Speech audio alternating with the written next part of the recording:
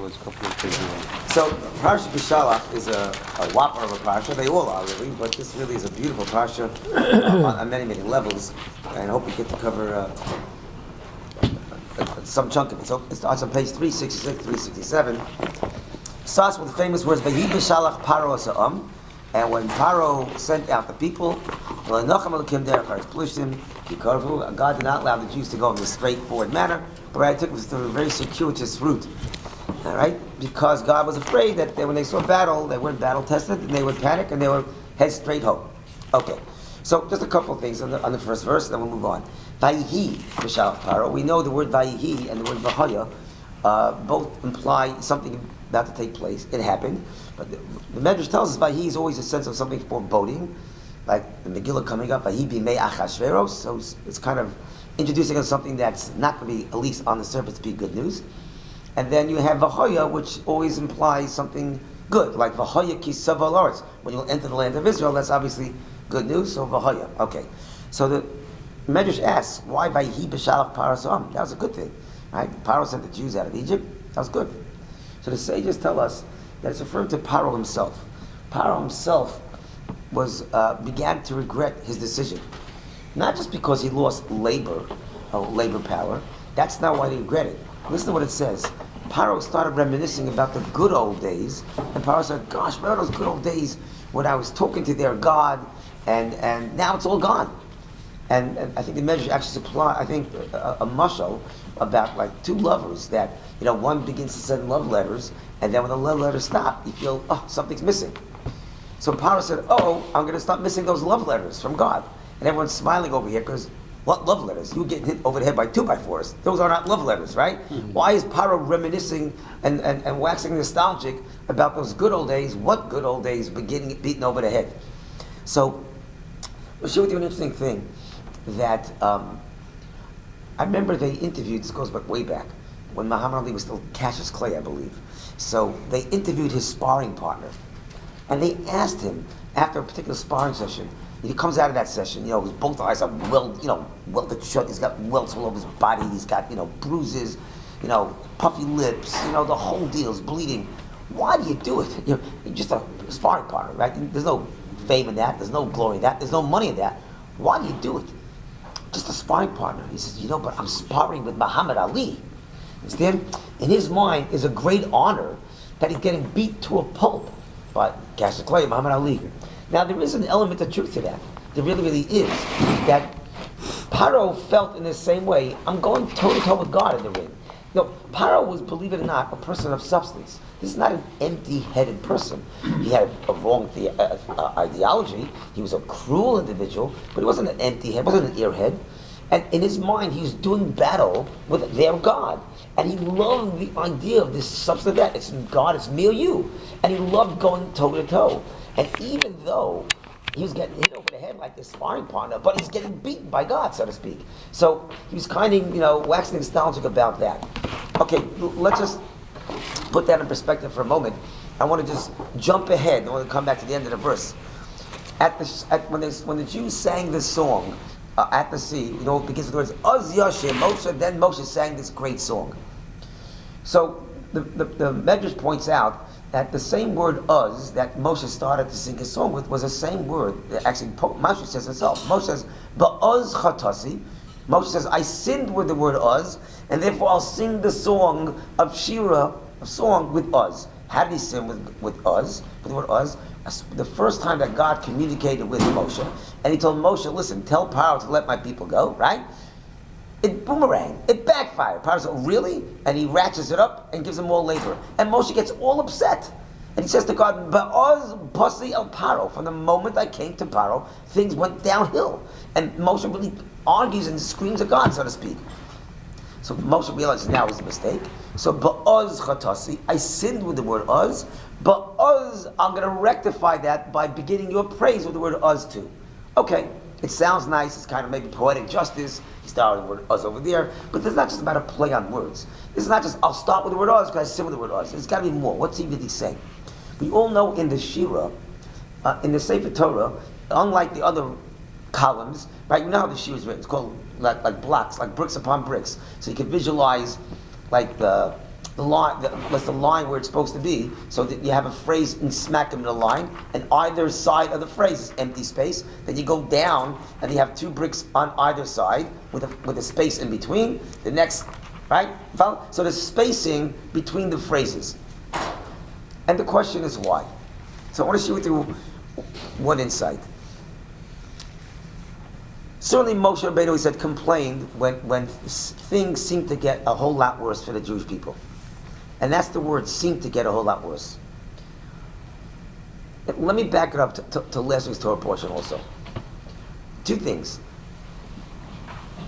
It says, Hashem told Moshe, Bo el Paro, go to Paro, because I've hardened his heart. Right? And God's telling Moshe, I'm setting the stage now for the Gula, for the redemption. Well, then the words don't make sense. Go to Paro because I've hardened his heart. Go to Paro despite the fact that I hardened his heart. Hardening his heart is not a reason that's going to set the stage for redemption. That seems to be digging a hole deeper. What does it mean? Go to Paro because I've hardened his heart. And also the word bo is wrong. It seems wrong rather. It should be lech. Go. Bo means to come. Lech means to go. Lech el Paro. What's bo el Paro? A very common question. In the plague of darkness, it's a little bit unusual that it says that the Egyptians had a plague of darkness. Well, that's not unusual. What's unusual is by every single plague, it says the following. The Egyptians had blood, the Jews didn't have blood. The Egyptians had frogs, the Jews didn't have frogs. The Egyptians had lice, the Jews didn't have lice. By the plague of darkness, it says, the Egyptians had darkness and the Jews had light. It doesn't say they didn't have darkness. The Palestinians didn't have darkness. So the Kedusha of Levi, great Hasidic master, has an incredible insight. And he says the following, and I'm kind of condensing it a bit, but the bottom line is, he says like this, you can underwhelm a sense, if I talk very quiet, you can't hear me. If there's a lot of noise, we say the noise is deafening. Too little light, you can't see. Too much light, you say the light is blinding. Says the Kedusha of Levi, that actually the Makkah of Choshech was not a plague of darkness. It was a brilliant light, a spiritual light that was so blinding that the Egyptians couldn't process that it was black to them. It's kind of like looking at the sun, right? And you kind of almost see black in your eyes, right? So for the Egyptians it was darkness because it was an overwhelming light. And that's why he says for the Jews, and there was light. And there's many proofs for this. I'm not going to get into all of them now. Just by the way, Kabbalistically, the 10 plagues, each plague was, God created the world in 10 utterances. And each utterance made the world more physical, right? First was, and then God said, stop, enough physicality. Shaddai means God said, undie, enough physicality, right?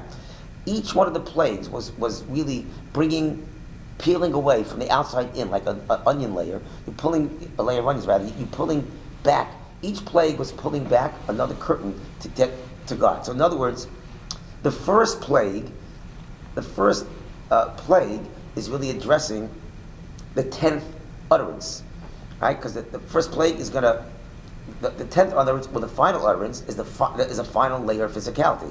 Then the second plague is going to kind of strip right to the ninth. And it's a little complicated. I don't want to get to it just to show you this idea.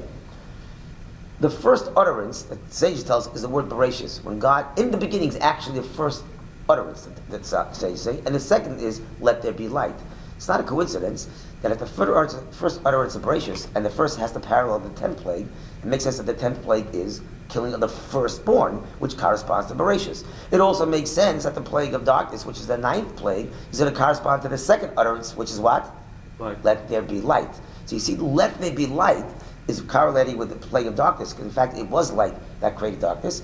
And the sages even tell us that in the world to come, God's going to remove the shield from the sun, and the wicked people are going to wither under that blinding light, and those that are righteous are going to bathe and be healed by it.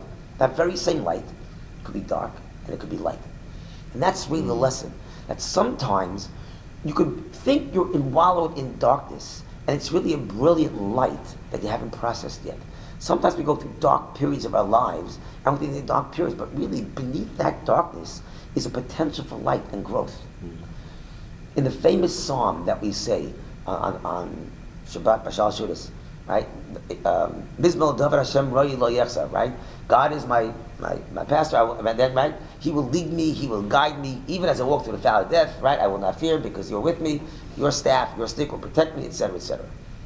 The Tzaddik, one of the great Hasidic masters, points out that Mizmor, that psalm, there's something unusual about it. It starts out in third person.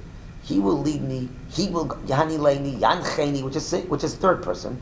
And then all of a sudden it goes to your stick, your staff. There's a shift from third person to second person. Why the shift? Says Reb Tzaddik, because there's one verse in between that allows for the shift. And that's even as I walk through the valley of death.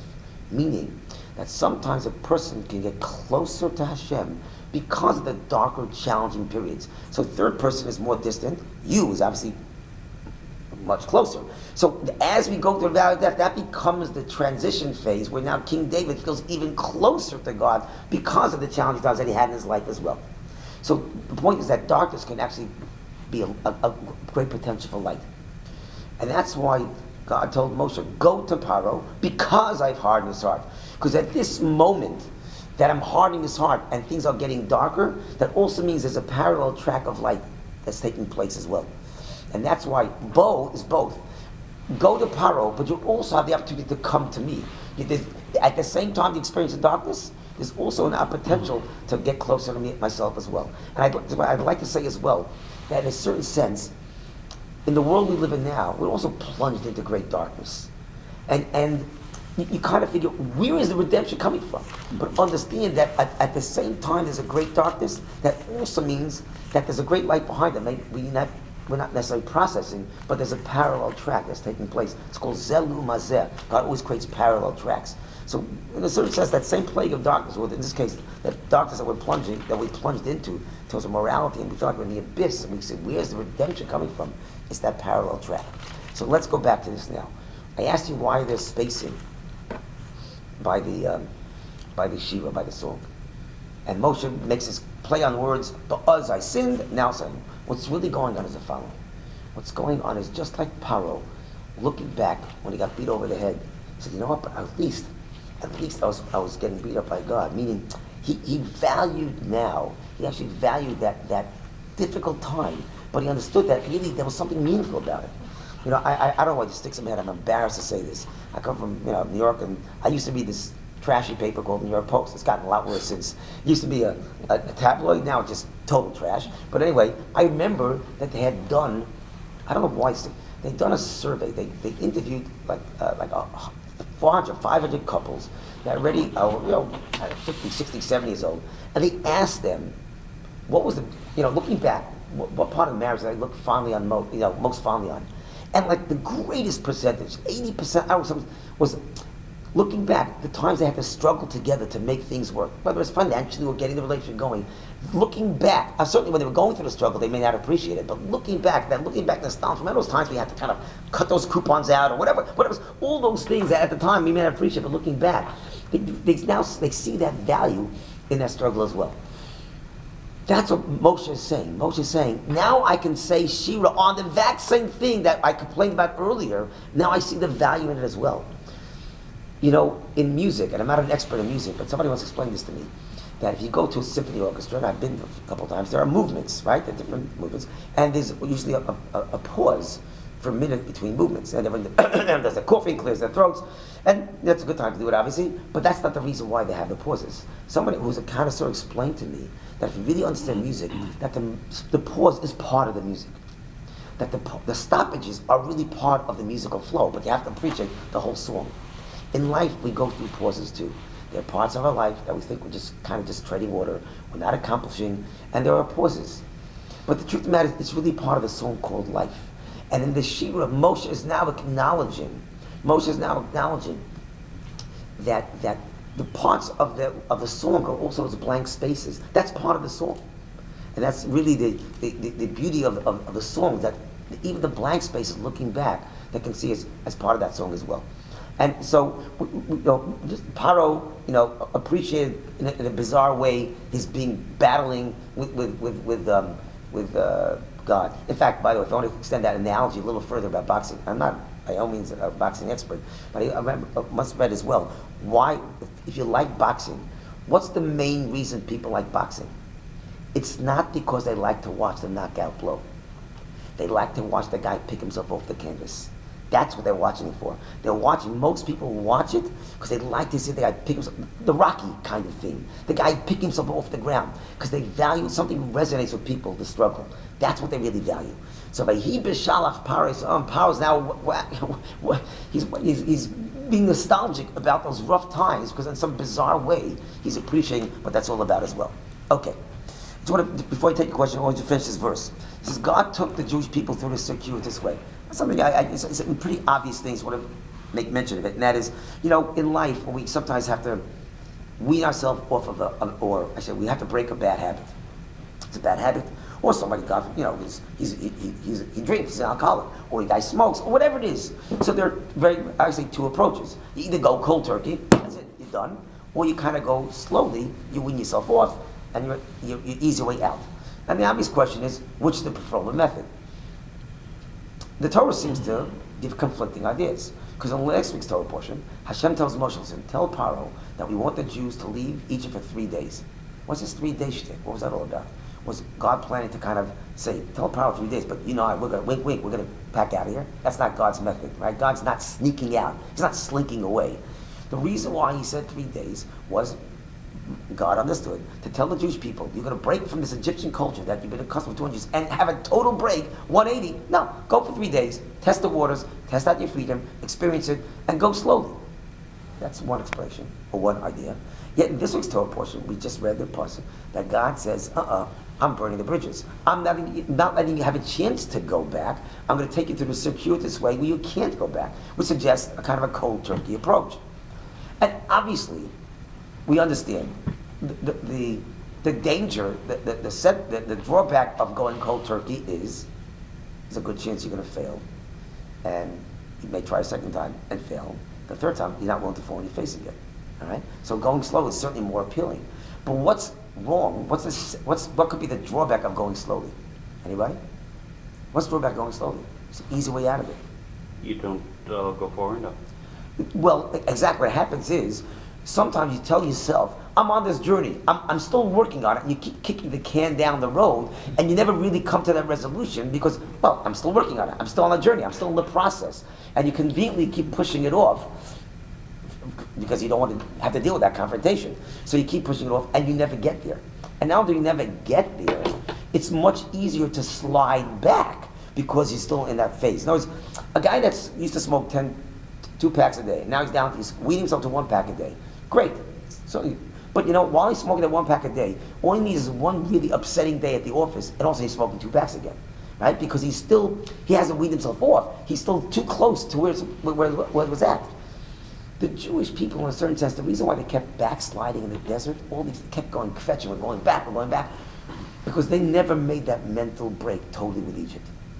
In other words, the reason why God advocates both positions is because both are true.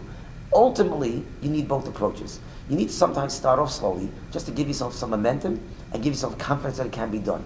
But there has to come a point, sooner than later actually, where you tell yourself, okay, now it's a cold turkey time. The idea of just, I'm going to keep going until I actually get there, too dangerous, too fraught with risk, you can backslide. You have to, at one point, you got to make that break. And the Jews never mentally made that total break. And that's why they keep longing for this, those good old days in Egypt, because they never made that mental break. And so, in life, and we've mentioned this, I think, in the past, it's called Nekudas HaBechira. Everyone has their own, they're at a different level when it comes to free will. In other words, if somebody's having an argument here with one of their friends, and you're really angry with your friend, you're not going to solve that or try to resolve that argument by taking a 2x4 and hitting it over the head. It doesn't even enter your mind that this is an option. So it's not even tempting to you. Why? Because it's a non-negotiable. That's a line in the sand, it's a non-negotiable, and therefore it's not tempting. Some people living in the hood, it might be an option in their lives, and therefore it is tempting, and they have to hopefully resist. Right? Somebody who keeps kosher 70% of the time, is that better than 50% and 20%? Absolutely. But here's the danger. The fact that it's only 70% means because there's a 30% gap, Anytime someone offers you something that looks great and it's not kosher, should I, and you debate with yourself, and sometimes you win and sometimes you lose.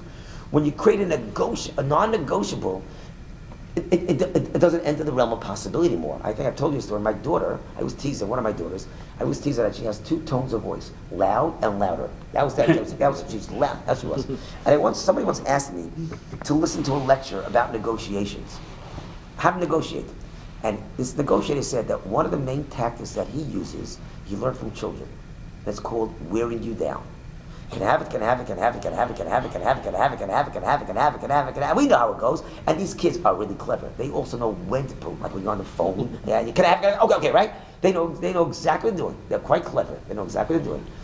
And of course, once you give in, you basically taught them, nag long enough, and you get what you want, right? So this is, by the way, it's my personal experience, but it's happened to many people I know as well. I go shopping with this daughter. She's 5 years old. Go to the store. She sees a chocolate bar. Can I have it? No. Can I have it? No. Can I have it? Yeah, finally, after one, you go crazy. Of course, you give it back. Children are world-class negotiators. Huh? Children are world-class negotiators. Absolutely. They are the best. They are. They are. They really are. But let's fast forward. I had a similar circumstance where I take her shopping again. She looks at a chocolate bar or whatever it was. Can I have it? I said no. She says, can I have it? I said, it's not kosher. She stopped. She's 5 years old. This is not because she's religiously committed. But that's not why. She's 5 years old. Because she knows it's a non-negotiable. That's it. It's not to negotiate. When you create a non-negotiable, you don't get drawn into the debate. It doesn't happen. It just doesn't happen. So it's important to draw the line in the sand and eventually go cold turkey and create those non-negotiables for yourself. That's what we're talking about. I don't get exactly why you started out saying that the Jews were going slowly, and they kept I'm saying that in their own minds, they never drew that line in the sand, which is we're making a total break. We're breaking away from Egypt. We're easing our way into a new life, a new lifestyle. But they never created in their own mindset, it's a total break. They never went cold turkey. So that's why they're able to backslide. They never made that total break. All right? Let's go a little further. Okay. So the Jews are now traveling in the desert. Let's see. Let's talk about food. We like talking about food, right? Let's talk about food. Let's talk about the mun for just a few moments, and then we'll talk about the shir as well. Okay. So the mun. Couple things. So just we know that the mun can taste like anything you want it to taste like, right? The question is, what was God trying to do? He's trying to show off, hey guys, I can make a food that can taste like anything you want to taste like. It's like Baskin Robbins time, 39 flavors, right? What was he trying to do? Chocolate chip. Chocolate chip, there you go, right? So, first of all, by the way, just parenthetically, what blessing would they make on the mun? Interesting question. Okay, so I was asked this question. I was a little boy, about 8, 9 years old, by a big Hasidic rabbi, and I kind of jokingly said, "Hamotzi lechem ben hashamayim," because the Torah describes it as lechem. Hamotzi lechem. He said, "Good, that's a possibility. It's lechem ben hashamayim." Some want to say shahako. Why? Because since it can taste like anything, it's kind of a more overgeneral blessing. Some say just the opposite. Whatever you're thinking, that's the blessing you made. You're thinking of fruit, it made a fruit blessing. Interesting. But a great B'nai Yissaschar, a great Hasidic message, said you made no blessing whatsoever. You know why? Because one of the reasons why you make blessings, I'm going to talk about this maybe next week, we talk about Tu B'Shvat, we'll get there. It's Hashem. But one of the reasons you make blessing, Kabbalistically, is that when you make the blessing, you're extracting the spark of holiness that really sustains us spiritually. You make the blessing, you're extracting that spark. Like the pasuk says, "Ki loy al lechem levad yichya adam." Man does not live by bread alone. Ki al motzi pi Hashem. Whatever the word of God is. The Arizal says what that means is man doesn't live by bread alone, but he lives by the pi Hashem. He lives by the godliness that exists in that food. You're extracting that spark when you make a blessing. Okay. The mun was a spiritual food. It did not require any extraction. It didn't require any extraction. It didn't require blessing either. Interesting. Okay. But either way, this food was a fantastic food. This is a classic millennial food. It didn't cost them anything. It arrived at their doorstep. It was fresh every day. It tastes like anything you want it to taste like. And yet, the Jews complain. They complain. The boredom set in. Boredom, whatever. It's too easy. So why did they complain? Okay, so it's true that we are natural complainers, and we like complaining. And people feel that's their right to complain. We like to complain. We know that. I'm sure in your position earlier on, right? You learned that everyone constituents want to complain. That's what it is. You know the famous story about these two old ladies sitting outside a hotel, and one says to the other, "This food in this hotel, it tastes like poison." And the other lady goes, yeah, in such small portions, right? It's just the nature of the business is people like to complain. But the portions are big. But I want to share with you a deeper explanation. One is, okay, the other explanation is that it was a spiritual food, like I mentioned, and the Jews wanted something to sink their teeth into, literally. They were looking for something more physical. They didn't want to live on that high spiritual level. They didn't want a spiritual food. They wanted something more physical that they could literally sink their teeth into. But there's a great Hasidic Rebbe had an interesting insight. He said like this. He said, imagine, this is my own example, he said, imagine you want to build your dream home. All right? So you're living wherever you're living, and you tell the architect, here's the plans, this is what I want. I'm living in another part of town. But as soon as it's done, give me a call, we'll move in.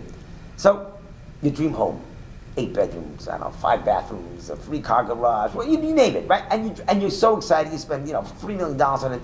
The architect finally gives a call, that's it, your home is ready. You pack all the kids in the car, you get into the car, you drive a few miles, you turn up the street, and all of a sudden you see 5 other homes that have 8 bedrooms and 5 bathrooms. And all of a sudden, your heart sinks. What? You're not happy anymore. It makes no sense. Why would it change because somebody else has the same thing? But all of a sudden, it doesn't have the same specialness to you because everybody else has it. It takes away from your pleasure, even though it shouldn't take away from your pleasure. But that's human nature. Somehow, we have to be different to feel special. Because everyone has eyesight. I don't appreciate eyesight. It shouldn't work that way. But that's the point with the mun. The mun was a food that everybody had. If everybody had it, I guess it's not so special. Even though it's incredibly special. It's human nature, it's sad, it shouldn't be that way. Absolutely. But very often, we need to feel that, no, it feels special. I have to have it and you can't have it. If you have it too, it's no longer special. I read this someplace, it's really fascinating, that airlines, I never flew first class in my life, so I have no idea what that experience is. But if you fly first class, or business class, what they call it, so they're seated first. So I assume they're seated first because why should they have to wait online? They're seated first. That's not the main reason why they seat them first. Airlines discovered that the people that get first class seats, they enjoy the fact that everyone else has to walk behind them and they don't get to sit in first class. The real pleasure the first class people get is that they're sitting and you got to walk to the back of the plane. You know what's going on? It's not the pleasure of I'm sitting first class. I'm sitting and you're not. Sad, but human nature. And so the Jews, the fact that he has the one too somehow takes away from my pleasure, which is absurd. All right? But that's human nature. I know somebody had a question before, and I wanted to... You had a question? I'm sorry, earlier. I apologize. Yes.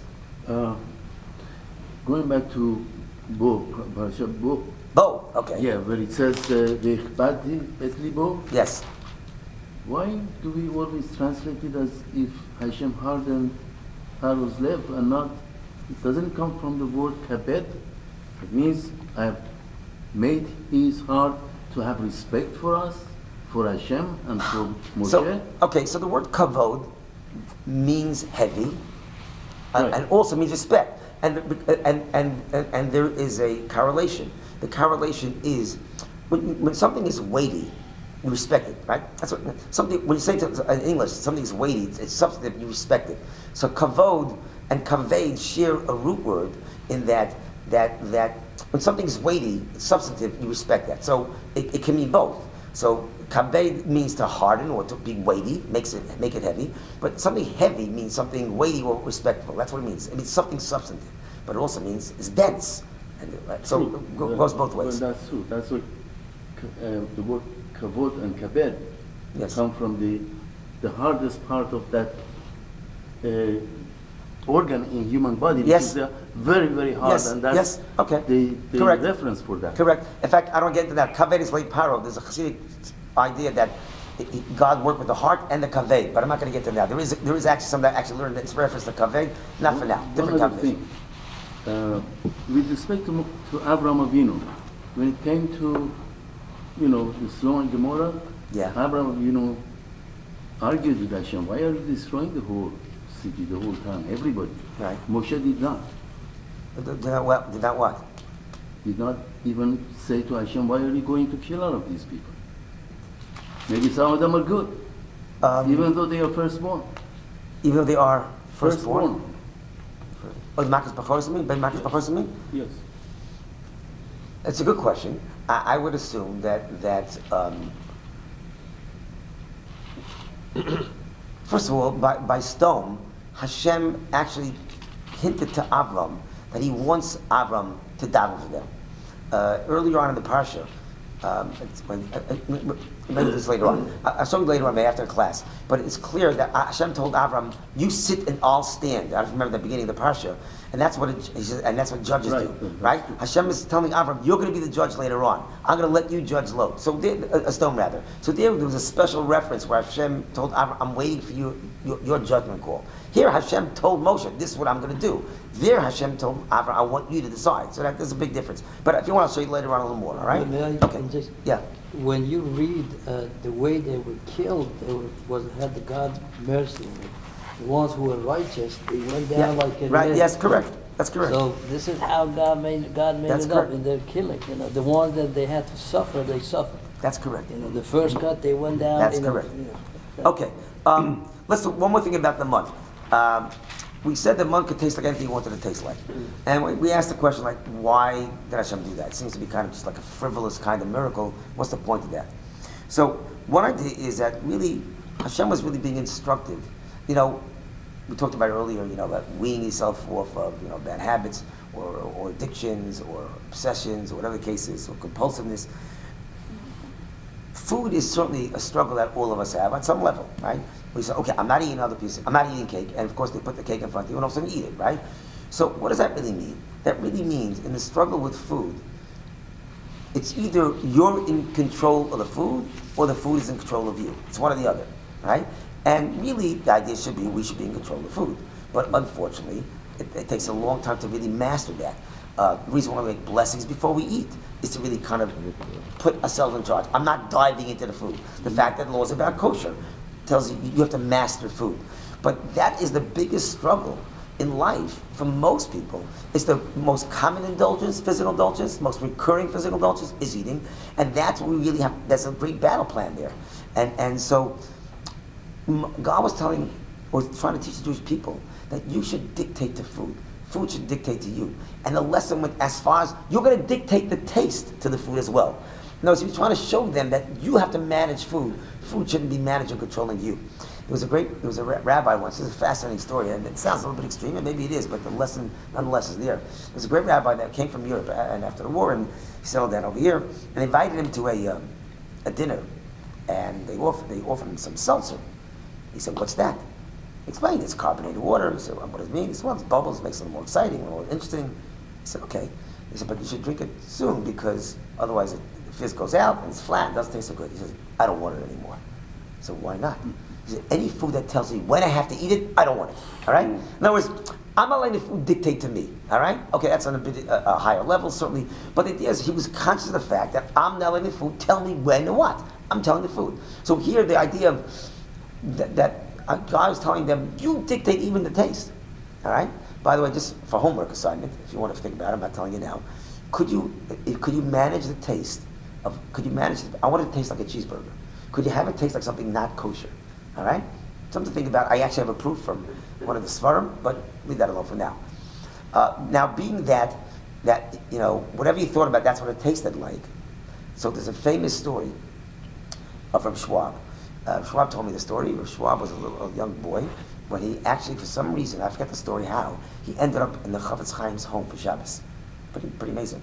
So I heard this from Schwab himself. And he told me that there was a couple of conversations, but one of the conversations was Chavetz Chaim asked Schwab, okay, we know the mun tasted like whatever you wanted it to taste like. Fine. So what happens if you weren't thinking about anything at the time? What did it taste like? So the Schwab's young boy kind of stunned. He didn't know. So Schwab said, I have to say it in Yiddish first, because it's just so much better if I don't translate. Ein Betracht nicht, es hat nicht kein Tam. If you don't think, it doesn't have flavor. And he wasn't just referring to the mun. He was saying in life, if we don't think about things in advance, if we're not planning things out and preparing and working on things, if you don't think, life doesn't have flavor. Life could be bland unless you really think things through and have a plan and have a game plan. Then life has tam, or flavor, so to speak. And so the lesson again, it was a play on words over here with tam, but it is, life has flavor when you think. If you don't think, there's no taste to life. There's no really, that richness of life is missing. Okay, so we know that the Jewish people get to the sea, and they sing this fantastic song. Now, by the way, it's interesting. If you study Rashi, on the Yaz Yashir is really difficult. Rashi is really pushing hard because the grammar is really off. It seems to be off. And Rashi's trying to explain what the words mean, and he's pushing the grammar, and pushing it, because he's trying to make it work. The Maharal has an interesting thing. The Maharal has an incredible insight. He says, you know what? The reason why the grammar seems to be so twisted, so beautifully, he says, grammar is for speech. Speech is very confining, and grammar defines speech. And grammar is very precise. In fact, when I say grammar in Hebrew, I say grammar in Hebrew. Dikduk. And it comes to the word dak, dak. Dak means thin. Dak, dak means very thin or very precise. Because dikduk, grammar is with precision. That's for words. When you're expressing feelings through song, what does song mean? I can't express it in words. I can't put it into words. Means I can't confine my thoughts into words. They're exploding beyond the words. He says that's why there's no real grammar here, because the words can't control themselves. There's no grammar. There's no confinement in an usual sense, because it's expressing an explosion of feeling that transcends, has to break out. Interesting inside the morale. Okay. The famous passage we all know that when the Jews sang